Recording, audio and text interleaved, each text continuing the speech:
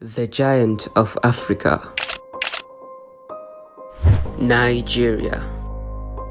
Having people from different ethnicity, tribe, and religion merged to be a lineage. A place where peace and harmony coexisted, enriched with immense reserves of mineral resources. Just like the heroes of days gone by, 60 years later. You don't provide anything for the masses! You don't provide electricity! She went and blew herself up in the mosque, killing a lot of people. 90 million people live not just in poverty, but extreme poverty. That is God!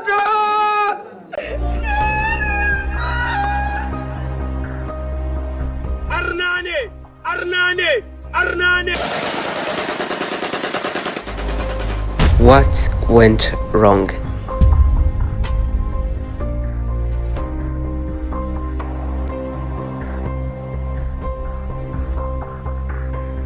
In the course of 60 years, Nigeria has battled with a lot of issues, spanning from the first coup to the discovery of crude oil and the genesis of Boko Haram to where we are today. What really happened to the so-called Great Giant? Let's find out. It is a place where peace and harmony coexisted, enriched with immense reserves of mineral resources. A place where the compatriots have listened and obeyed to our fatherland's call. Just like the heroes of days gone by, now here we are 60 years later. What went wrong? Britain gained control of Nigeria's administration after independence. The Nigerian economy seemed very assuring back then. Naira valued in the international market even to the American dollar. A series of political and economical events has stalled Nigeria's growth. Now here we are 60 years later. What went wrong?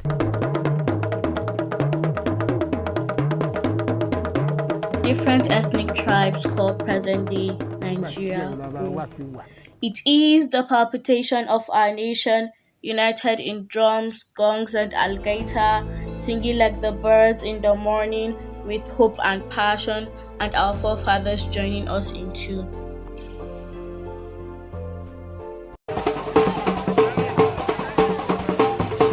The Muslim tribesmen of northern Nigeria gather in their thousands to welcome their Christian queen to Kaduna, the northern capital. Our culture showcased in customs, traditions, festivals, music, and art. It is a bond binding all tribes from different parts of Nigeria. But with diversity comes problem, and then the civil war broke out. Biafra. A war fought between the Nigerian government and the Igbos.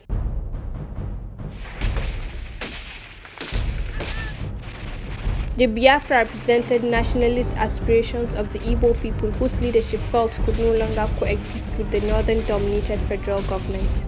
This is the road to Umuahia, the last big town still in Biafran hands. Colonel Ajukwu's final refuge, where he's reported to have a bunker and ready to defend to the very last. Federal troops marching on down the road. It has to be on foot. The retreating Biafrans have dug huge holes and felled big trees across the road. And from now on, before those holes can be filled, there's got to be a lot of foot slogging. The conflict resulted from political, economic, ethnic, cultural, and religious tensions. The commandos cry out, "Watch it, baby, the commandos are coming." During the 2.5 years of war, the state lost its main source of revenue, oil. And without the funds to import food, millions of Biafra civilians died due to malnutrition.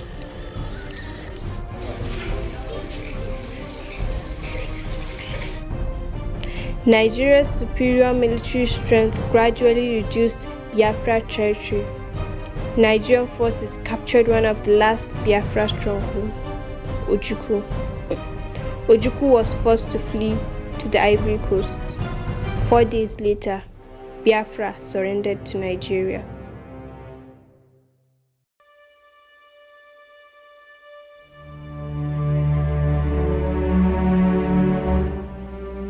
This marks the end of military rule. The so-called rising sun of Biafra is set forever. It will be a great disservice for anyone to continue to use the word Biafra to refer to any part of the East Central state of Nigeria. The tragic chapter of violence is just ended. We are at the dawn of national reconciliation. Once again, we have an opportunity to build a new nation. You will have heard that my government may seek the assistance of friendly foreign governments and bodies, especially in the provision of equipment to supplement our national effort. There are, however, a number of foreign governments and organizations whose so-called assistance will not be welcome. These are the governments and organizations which sustained the rebellion. They are thus guilty of the blood of thousands who perished because of the prolongation of the futile rebel resistance. They did not act out of love for humanity. Their purpose was to disintegrate Nigeria and Africa and impose their will on us. It brought about a new era of regular elections, although human violations still occur regularly. There are so many obstructions to strong democracy in Nigeria at all levels of government. Provoked by political game and communal, ethnic, religious, or resource allocation rivalries poses a threat to democracy. It has become a way of life in Nigeria. All subsequent regimes, military and civilians, have been spread through by corruption. It is the combination of scandalous wealth among the ruling class with flourishing poverty, misery, and degradation among the mass of Nigeria.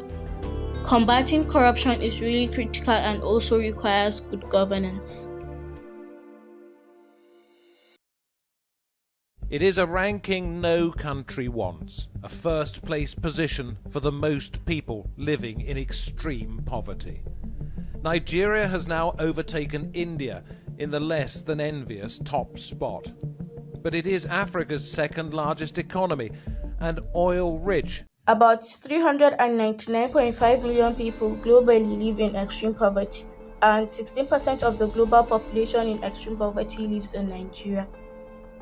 The National Bureau of Statistics (NBS) recently released the 2019 Poverty and Inequality in Nigeria report, which highlights 40% of the total population, or almost 83 million people, live below the country's poverty line of 137,430 naira per year. With the country ranked as the poverty capital of the world. Business Day Research and Intelligence Unit found out that poverty in Nigeria is particularly outrageous because it has been growing in the context of an expanding economy where the benefits have been enjoyed only by few individuals. She lives on $1 a day, earning a meager wage from plaiting ladies' hair. Lack of economic infrastructures and facilities, poor education, and unemployment. Now, how do we eradicate poverty? Good job opportunities, embracing technology, entrepreneurship, invest in health and well-being, educate, and also by combating our major problem, corruption. Nigeria leaves every visitor in awe and excitement because of its fabulous and incredible tourist sites, which showcases art, culture, and nature.